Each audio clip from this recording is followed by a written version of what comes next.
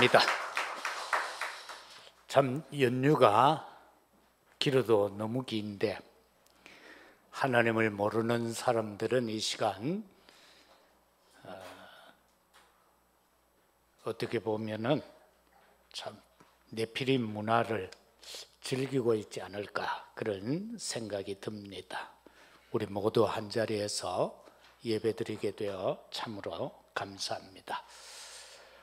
오늘 모퉁이 머릿돌은 바로 건물에 있어서 양면을 연결하는 기초석인데, 혹시 유럽에 가신 분들은 그 아주 돌로 지은 큰 건물들을 보셨을 겁니다. 그 모퉁이에 보면은 아주 어마어마한 그러한 돌들이 있습니다. 그 돌들이 보면은 양면을 연결하는 기초석입니다. 그 위에 건물이 아주 안정되게 지어져 올라가 있음을 우리는 보게 됩니다. 집은 기초가 아주 튼튼해야 합니다. 큰 건물은 기초를 안반까지 파들어가지요. 기초를. 그래야만 지진이 일어나고 해도 넘어지지 않고 또 거기에 내진 설계까지 해서 안정되게 합니다. 마태복음 7장 24절에서 27절까지 보게 되면은 그 앞부분에는 열매를 보고 그 모든 것을 알게 된다. 그 사람이 어떤 사람인지 열매를 보면 안다라고 하면서 마지막 부분에 가서 한 말씀이, 말씀을 듣고 행하는 자는 그 집을 반석 위에 지은 아주 지혜로운 사람이다. 그래서 비가 내리고 창수가 일어나고 바람이 불어서 그 집에 크게 부딪히게 될 때에 무너지지 않는다. 아주 주추를 반석 위에 놓은 집이다. 그러나 그 반대로 하나님의 말씀을 듣고 행하지 아니하는 자는 집을 모래 위에 지은 어리석은 자와 같다. 그래서 비가 오고 창수가 일어나고 바람이 불면은 부딪혀서 무너지는데 아주 크게 무너진다. 그렇게 말씀하고 있습니다. 우리는 예수 그리스도 생명의 복음이 기초가 되지 않으면은 우리는 삶 속에서 인생이 무너질 수밖에 없다라는 말씀이 됩니다. 그러면은 무엇이 소중한가라고 할 때에 육신적인 것은 멸망에 이르지요. 그러나 사람들은 이 육신적인 것을 쫓아갑니다. 그런데 이것은 눈에 보이는 것이기 때문에 쫓아갑니다. 그래서 결과적으로 실패하고 말지요. 그런데 영적인 것은 바로 구원에 관계되는 것이어서 눈에 보이지를 않습니다. 그러면은 무엇이 더 소중한가라고 할 때에 눈에 보이는 것보다는 눈에 보이지 아니하는 것이 더 소중하다라는 사실입니다. 건물은 눈에 보입니다. 우리가 비를 피하고 그 속에서 삶을 영위해 가지요. 그러나 공기는 눈에 보이질 않습니다. 그래서 보이지 않는 공기이지만 이것을 단 몇 분이라도 호흡으로 빨아들이지 못하면은 사람은 죽을 수밖에 없는 것입니다. 그처럼 우리는 육신적인 것보다는 영적인 것이 더 소중하다라는 사실을 놓치면은 아니 됩니다. 예수 그리스도는 누구입니까? 모퉁이에 바로 있는 그 머릿돌이 되어지신 예수 그리스도는 누군가? 길과 진리와 생명 되신 분이다 라고 요한복음 10장 4절은 밝혀주고 있습니다. 그러면은 오늘 우리는 이 모퉁이의 머릿돌 대신 예수 그리스도에 대해서 먼저 살펴보겠습니다. 22절과 23절에 보니까 건축자가 버린 돌이 집 모퉁이 머릿돌이 되었다. 이는 여호와께서 행하신 것이요 우리 눈에 기이하다. 이렇게 말씀합니다. 유대인들은 건축자들이 버린 돌과 같은 예수가 너무나도 그들이 생각할 때는 기이했습니다. 말도 되지 않는 말을 합니다. 내가 하나님이라는 겁니다. 내가 태초에 있었다라는 겁니다. 아브라함이 나를 보고 기뻐했다라는 겁니다. 유대인들은 이해할 수 없는 말이었습니다. 그래서 유대인들은 예수님을 버려버렸습니다. 그런데 그 버려진 예수 그리스도가 온 인류의 구원의 머릿돌이 되신 줄로 믿습니다. 우리는 버려진 보잘것없는 돌과 같이 여겼던 그 예수를 우리는 그리스도로 영접하고 믿는 자 되어 오늘 또 세상 모든 것을 뿌리치고 하나님 앞에 나와 예배 드리고 있는 하나님의 자녀들입니다. 우리가 오늘 본문을 기록한 이 다윗을 보게 될 때에도 다윗은 권력자에게 많은 박해를 받아온 사람입니다. 그럼에도 불구하고 그는 왕이 되어졌다라는 겁니다. 칼빈이 그렇게 말했습니다. 권력자에게 박해를 받은 것은 예수님이 유대인들에게 바로 버려진 돌과 같은 존재이었던 것처럼 그렇게 박해를 받았지만은 다윗은 왕이 되어졌다. 어떻게요? 사무엘상 16장 1절에 보면은 사울 왕을 패하고 왜 하나님 마음에서 벗어났다 패하고 다윗을 왕으로 세울 것을 이미 약속합니다.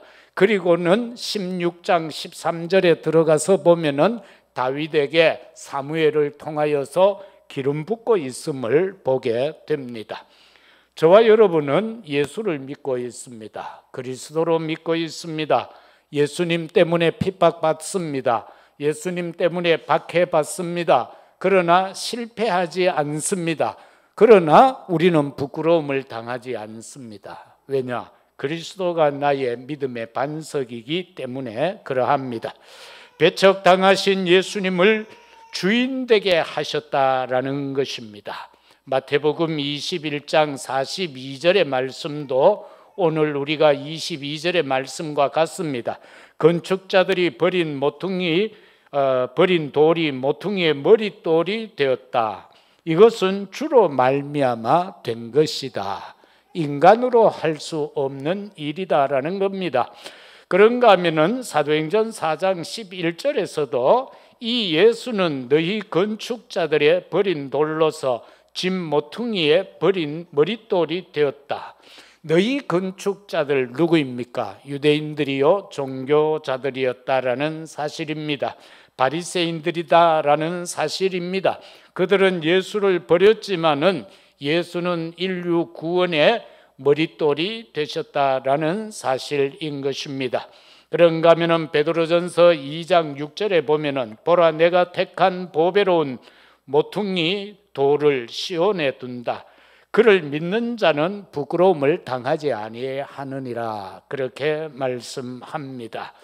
정말로 보잘것없어 보이는 그 예수 그리스도 십자가에서 그냥 병사들에 의하여서 죽으셔야만 했던 그분, 그런데 그분을 하나님이 시온에다가 둔 모퉁이 돌이 되게 했다라는 겁니다.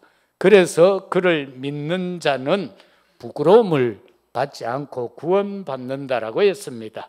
그런가 하면 7절에서는 믿는 너희에게는 보배다 그러면서 믿음이 그 믿는 것으로 인하여 바로 믿지 아니하는 자에게는 건축자들이 버린 그 돌이 모퉁이의 머릿돌이다. 따라서 저와 여러분은 믿는 놀라운 축복의 역사가 있기를 바랍니다. 바로 나쁜 복음을 깨닫지 못한 건축자들이 버린 예수 그리스도, 그가 모퉁이 돌이다라는 사실입니다. 유대인과 바리새인들과 종교 지도자들은 예수가 그리스도임을 알지 못했습니다. 예수님은 분명하게 내가 곧 길이요 진리요 생명이라 그렇게 말씀했습니다. 사도행전 4장 12절에서는 천하 만 모든 사람이 이 그리스도 이름이 아니고는 구원받을 수 없다라는 것입니다. 정말로 이 이름을 주셨다라는 사실을 저와 여러분은 놓치면 안 되겠습니다. 두 번째는 여호와께서 정하신 날이다. 24절입니다. 이 날은 여호와께서 정하신 것이라. 이 날에 우리가 즐거워하고 기뻐하리라. 오늘도 우리는 주의 날을 맞이해서 즐거워하고 기뻐하는 예배가 되시기를 주의 이름으로 축복합니다. 명절을 맞아서 부모님 찾아뵙고 일가 친지 사랑하는 형제들 만났을 때 즐거웠지요? 기뻤지요? 오늘 이 시간이 더 즐겁고 더 기쁜 날이 되시기를 주의 이름으로 축복합니다. 왜냐? 오늘은 주님께서 부활하신 구원의 날이기 때문에 그러합니다. 이 날은 여호와가 정하신 주의 날이기 때문에 그러합니다. 예수님 부활을 우리에게 주셔서 승리케 하신 주님의 날이 되기 때문에 그렇습니다. 이 날이 없으면 우리는 흑암에 처할 수밖에 없습니다. 예수 그리스도 없는 행복은 모든 온갖 악에 걸려들게 될 뿐인 것입니다. 그리스도가 없는 행복은 악에 걸려드는 지름길이다라는 사실입니다. 세상에서 육신적인 엔조이를 누리고자 하면은 자연스럽게 흑암에 사로잡힐 수밖에 없습니다. 그리스도 아닌 다른 편을 택해야만 되기 때문에 그렇습니다. 예수가 없으면 모든 것이 솔로몬이 고백했던 것처럼 헛되고 헛되고 헛되도다라고 할 수밖에 없음을 깨닫고 확신 갖는 우리가 되어야 합니다. 이 날은 여호와께서 정하신 날은 어떤 날입니까?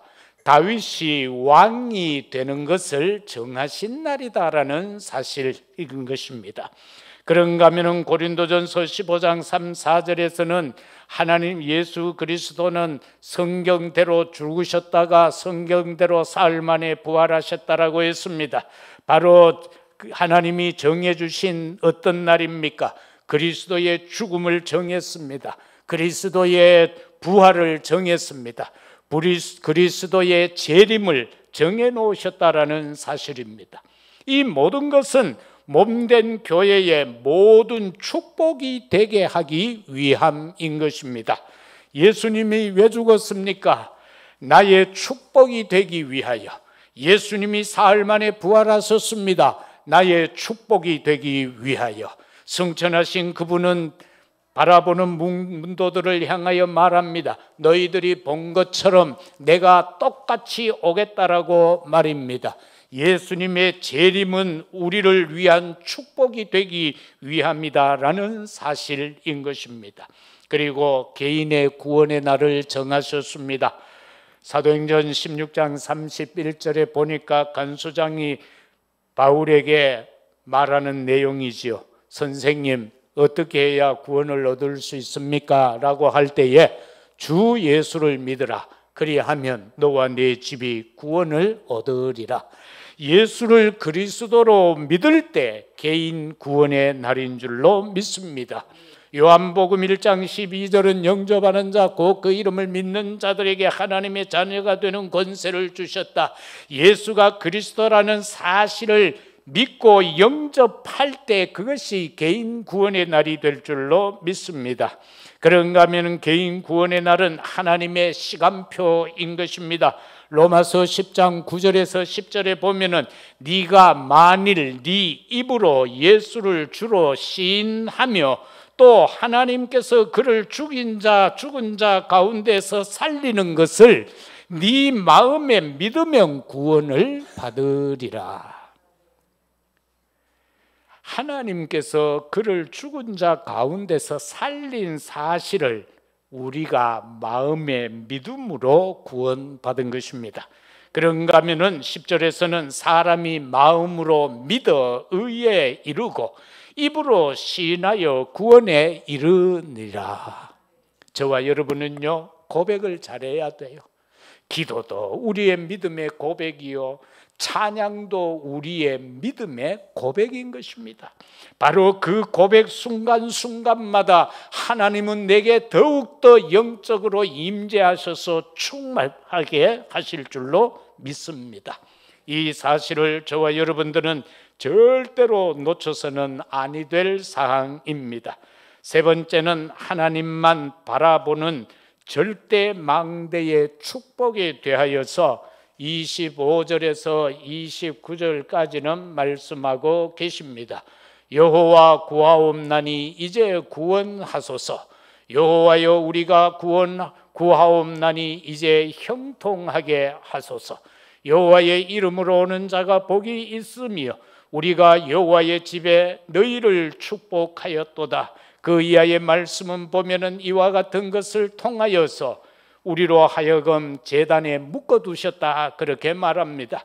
그래서 우리는 그에게 감사해야 되고, 우리는 그래서 그에게 또 감사하고 찬양해야 한다라는 것입니다. 그 여호와는 우리에게 인자하심이 영원하신 분으로 나타나 있습니다. 사랑하는 성도 여러분, 우리는 지금 남은 자로 살아가고 있습니다. 이 세상에 수많은 80억에 가까운 사람이 지금 지구의 땅을 밟고 살아갑니다. 그러나 그 가운데 복음으로 인하여, 그리스도로 인하여, 말씀으로 인하여 남은 자는 여러분인 줄로 믿습니다. 그리고 순례자의 길을 걸어가는 자는 여러분들인 줄로 믿습니다. 또한 악한 사단 마귀의 진을 무너뜨리면서 흔들리지 아니하고 무너지지 아니하는 망대를 세우면서 여러분의 현장을 정복해 가는 자로 세워져 있는 줄로 믿습니다. 하나님만 바라보는 절대 망대의 축복자는 먼저 보면은 구원은 하나님께 속했다라고 25절은 그렇게 말씀하고 있습니다. 참으로 구원은 하나님께 있습니다. 인간이 어떻게 할 수가 없습니다. 인간의 수고와 노력으로, 인간의 의로움으로 구원받는 것 아닙니다. 내가 충성해서 구원받는 것 아닙니다. 어떤 종파들처럼 죽은 자를 위하여서 살아있는 자가 기도하고 살아있는 자가 죽은 자를 위하여 헌금을 하면 그 사람이 살아나는 것도 아니요, 그 사람이 구원의 반열에 들어가는 것도 아닙니다. 면죄부를 팔 때에 그들이 한 말은요, 믿지 아니한 부모가 죽었는데 사랑하는 자녀들이 많은 돈을 준비해서 면죄부를 사고, 그리고 헌금통에 그 돈을 집어넣어서 떨어지면서 소리가 땡글랑 할 때에 부모가 구원받는다라고 그들은 그렇게 가르치면서 면죄부를 판매했고, 베드로 성전을 수축했고, 그러면서 유럽에 있는 많은 도움들을 그들은 건축해 나갔던 것입니다. 구원은 하나님께 있는데 그 하나님은 우리로 하여금 형통케 하시는 하나님이다라고 성경은 말씀하고 있고, 다윗은 그렇게 고백하고 있습니다. 우리가 삶을 살아가다가 보면은 이 형통이라는 것이 얼마나 중요한지를 알 수 있는데요, 아픈 것도 그저 간혹 가다 아파야지 맨날 아프면은 문제가 되잖아요. 가난도 어느 순간순간 가난해야지, 가난이 지속해서 대대로 물려진다면은 그거는 문제가 있잖아요. 그럴 때는 우리가 하나님 앞에 엎드려야 하는 겁니다. 그래서 내 영육간의 삶이 형통하게 되도록 하나님 앞에 오늘 25절에서 말한 것처럼 구하고 구해야 한다라는 사실을 우리는 놓치면 안 됩니다. 그런가 하면은 삶의 균형을 잡게 한다라는 겁니다. 구원은 하나님의 손에 있는데 이 하나님은 우리의 삶의 균형을 잡게 하신다. 딴 것이 아니라 하나님 바라보지 않고 세상 바라보면은 균형이 무너지게 됩니다. 나의 영적 상태가 흔들려지게 된다, 그 말씀인 것입니다. 그래서 우리는 세상 바라보면 안 됩니다. 또한 육신적인 집을 짓는 자는 예수님을 가치 없는 존재로 여깁니다. 그래서 어떤 이들은 말합니다. 예수는 도덕 선생이다라고 말입니다.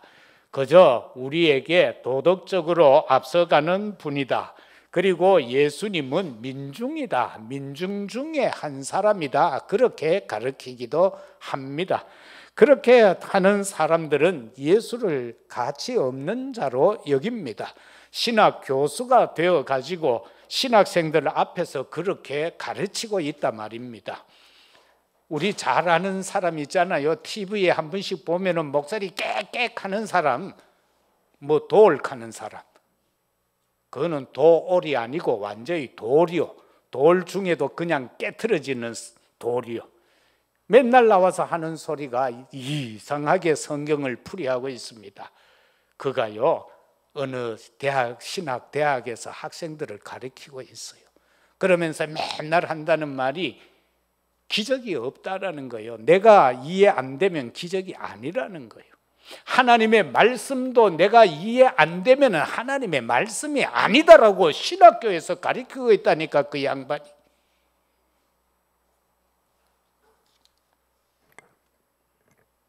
사람들을 아주 자극할 수 있는 목소리입니다. 여러분, 그런 목소리를 갖고 여러분 주위에 다가오는 사람이 있으면요, 축구공 차듯이 빵 차서 내쫓아 버리세요. 사랑하는 성도 여러분들, 오늘 이 25절을 통해서 보면 중보기도, 절대 기도 망대가 얼마나 중요한가를 알 수 있습니다. 다윗은 지금요 백성을 위하여 기도하고 있는 거예요. 그런가 하면은요 나라를 위해서 기도하고 있는 겁니다. 그렇다면 저와 여러분도 우리 민족을 위하여서 전 세계에 흩어져 있는 이 구원받아야 할 자들을 위하여서 기도해야 될 것이고, 나라를 위해서도 기도해야 되는 겁니다. 다시는 전쟁이 없도록 기도해야 됩니다. 전쟁이 일어나면 또 우리 후대들 다 죽어야 돼요. 전쟁이 일어나면 또 교회가 다 불타 없어지는 거예요. 그런가 하면 우리는 영육간의 약한 자들을 위해서 기도해야 합니다. 우리는 중보 기도하는데 전도자를 위해서 기도해야 합니다. 로마서 16장에 기록되어져 있는 그 아름다운 믿음의 선조들의 본을 받아갈 수 있는 우리가 되어야 할 것입니다. 더불어서 우리는요 감사하는 영적 상태가 되어야 합니다. 그래서 주님은 말씀합니다. 항상 기뻐하라, 쉬지 말고 기도하라, 범사에 감사하라라고 말입니다. 구원받은 자라면은 영적 상태에서 가장 중요하게 나타나는 열매 중에 하나가 감사인 것입니다. 무조건 감사해야 됩니다. 한 대 얻어맞으면은 야, 이쪽에 안마해 주어서 감사합니다. 그렇게 해야 돼요. 누가 욕을 하면은 내 귀 청소해 주어서 감사합니다. 그렇게 해야 돼요. 어느 종파에서는 한 주간 치유 사역을 이렇게 하게 되면은 마지막 날에는 앉히 놓고 감사거리만 이야기한다는 겁니다. 온종일 이래서 감사하고 이래서 감사하고, 그리고 온종일 앉아서 감사합니다 감사합니다 하다 보니까 치유되어 버리는 거예요. 그죠? 왜 자꾸 영적으로 정신적으로 문제 옵니까? 오늘날 많은 사람들이 왜 우울증에 빠져서 살아갑니까?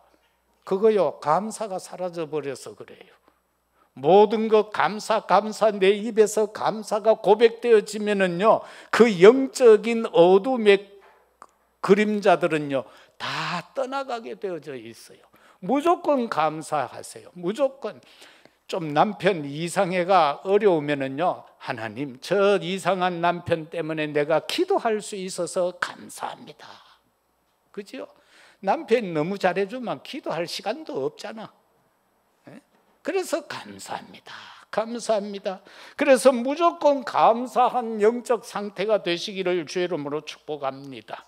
오직 복음 외의 것을 바라보면은요, 시험에 빠지게 됩니다. 복음 이외에, 예수님 이외에 다른 것을 쳐다보면은요, 시험에 빠져요. 베드로가 풍랑 가운데서 예수님 바라볼 때에는 물 위로 걸어갔습니다. 그런데 가다가 아차 싶어서 내려다 보니까 풍랑이 일고 바닷물이 시꺼멓게 보입니다. 출렁거립니다. 두려움이 생깁니다. 그냥 빠져들어갑니다. 세상에 보면은 얼마나 많은 사람이 자식만 바라보고 살다가 빠져서 허우적거리고 있지 않습니까? 주님 바라보세요. 그 다음에 조금 시간 남으면 한 분씩 쳐다봐 주세요. 얼굴 잊어보면 안 되니까. 자식만 쳐다보지 마세요. 그 뭐가 나옵니까? 오늘 여 자식들 앉아있는데 미안한데 주님 쳐다보세요. 자식만 바라보면은요, 이상한 데 빠집니다. 그리고 물질 바라보다가 빠져버립니다. 물질 바라보다가 빠져버려요. 친구, 그리고 사람 인간관계 바라보다가 거기 또 빠져요. 어떤 이는 자기의 의를 바라보고 살다가 스스로요 나중에 걷잡을 수 없이 무너지는 사람들 많이 봤습니다. 나는 법 없이 산다라고 하면서 남을 막 정죄하고 하면은요, 결국 자기가 거기에 매이게 되어져요. 세상은 무너지게 되어져 있습니다. 예수님만 든든한 모퉁이 돌인 줄로 믿습니다. 예수님만, 그 말씀만이 우리에게 믿음의 반석이 된 줄로 믿습니다. 예수가 그리스도라는 믿음의 반석 위에 서면 됩니다. 다른 것 위에 서지 마십시오. 왜? 세상은 무너지게 되어져 있는 겁니다. 아무리 바벨탑을 든든하게 세우고 높이 세워도 거기에는 영광이 없습니다. 그것은 교만으로 표현되어졌습니다. 그래서 무너진 것입니다. 하나님 아닌, 그리스도 아닌, 성령의 역사가 아닌 것으로 탑을 쌓아 올리면 올릴수록 더 크게 무너지게 되는 것입니다. 말씀 맺겠습니다. 사랑하는 성도 여러분, 예수님은 그리스도이십니다. 옆에 분 보고 고백하세요. 예수가 그리스도다. 이거 몰라서 실패합니다. 얼마나 간단합니까? 아이들도요, 조금만 연습시키면 다 따라 하더라고. 예수가 그리스도, 예수가 그리스도다. 이 단순한 진리를 왜 몰라가지고 실패하나, 그 말입니다. 왜 이 단순한 진리를 몰라서 그렇게 허덕이고 살아가나, 그 말입니다. 너무 단순해서 내 수준에 좀 낮은 것 같아서 안 믿어집니까? 고백하기가 좀 그렇습니까? 예수는 그리스도이십니다. 그분을 통하여서 보좌의 축복이 우리에게 임하여질 줄로 믿습니다. 그런가 하면은 오직 성령으로 우리에게 역사하게 되실 겁니다. 사랑하는 성도들이여, 삶의 예수 그리스도가 무너지지 않는 머릿돌이 되어지시기를 예수 그리스도 이름으로 축복합니다. 아버지 하나님, 감사합니다. 믿지 못하는 자들에게는 걸그적거리는 쓸데없는 돌로 여겨졌지만, 믿는 자에게는 모퉁이의 머릿돌이 되신 예수 그리스도이십니다. 사람들은 그리스도를 하찮게 여깁니다. 그러나 우리에게는 예수가 최고인 줄로 믿습니다. 그분이 내 인생의 모퉁이의 머릿돌이 되어졌습니다. 그 머릿돌 위에 내 인생이 벽돌이 하나하나 쌓여질 줄로 믿습니다. 그리하여 비가 오고 창수가 일고 바람이 불어도 무너지지 않는 반석 위에 세워진 우리의 인생의 여정의 집이 되어지게 하옵소서. 우리 후대들이 이 모퉁이 머릿돌 위에 인생이 세워지게 하여 주옵소서. 오늘도 흩어져 있는 우리 가족들 주의 은혜 안에 있게 하옵소서. 저들이 어느 현장에 있든지 여호와를 앙망하게 하시고 예수가 그리스도임을 놓치지 않게 하시고 성령은 지금도 능력으로 역사하심을 믿게 하옵소서. 예수님 이름으로 기도드리옵나이다.